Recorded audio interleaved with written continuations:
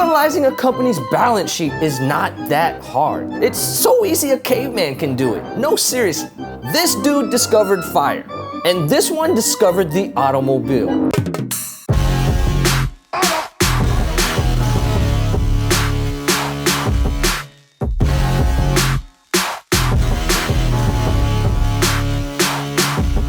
What's up, everybody? Sean McMurray here with another episode of Analytical Overdrive, investing in 4 minutes. And today I have a banger for y'all. Balance sheet analysis.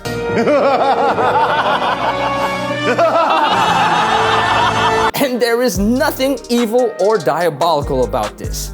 Actually, on the contrary. If you can learn how to analyze the balance sheets of companies, your pockets and your bank accounts could go from zero to hero, and you the hero of all. I've put together some really cool infographics to go along with the lesson. Watch the video first in its entirety and then rewatch it following along with the infographics. This will help you solidify the concepts.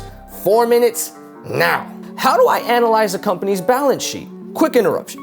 I did a whole video on what a balance sheet is, where and how to find them, and the important sections to pay attention to. Click the link there or there.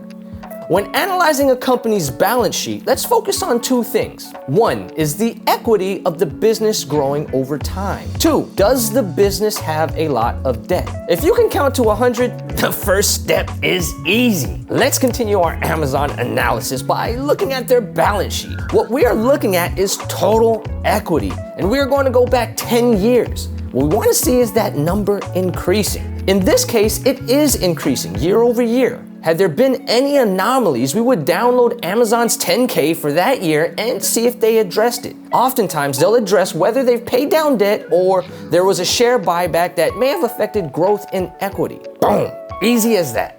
The second step requires a little more skill, but not pulling bottle caps from under beer bottles with your nipples skill. More like you need to know how to divide, what you learned how to do in the 3rd grade. Hopefully.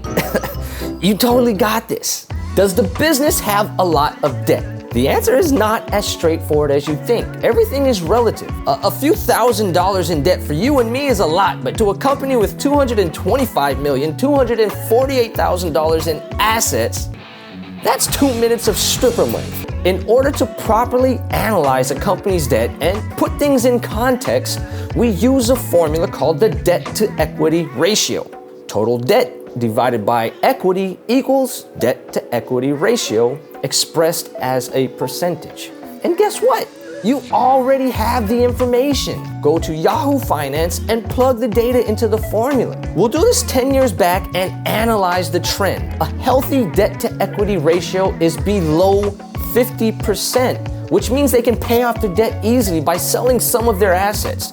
Once all debt is paid off, the remaining goes back to you, the shareholders. Full disclosure, I failed 2nd grade. In fact, it was so bad, they pulled me back mid-year. I was copying and cheating, and yeah, not the highlight of my life. I bawled like a baby. But I went from being held back to being urged to be pushed forward to graduating high school in the top 10 to 15% in the country. I say that to say this. If 3rd grade math was not your thing, I fault you not. But there's still no excuse as to why you cannot do this. If you can type or text, you can do this math.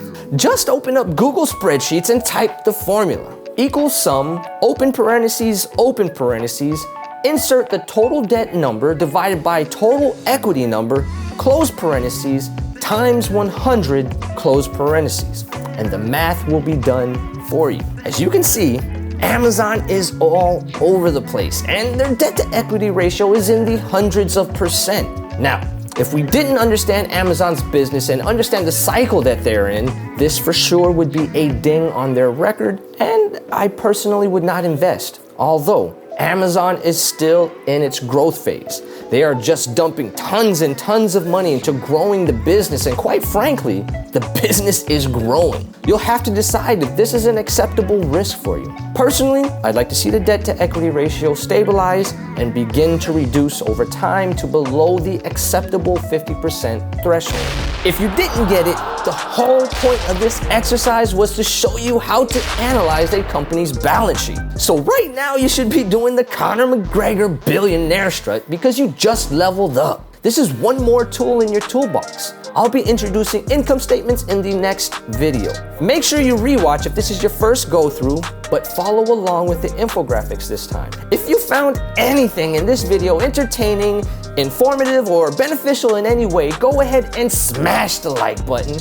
Comment below about any stocks you'd like me to perform an analysis on, and share the video with your mates. It really helps a small YouTuber like me out. Don't forget to superscribe. Yes, superscribe, which means to subscribe and hit the notification bell so you ensure you get notifications for all the latest videos. I'm Sean McMurray. This is my channel, Analytical Overdrive Investing in Full for 4 minutes. Yeah.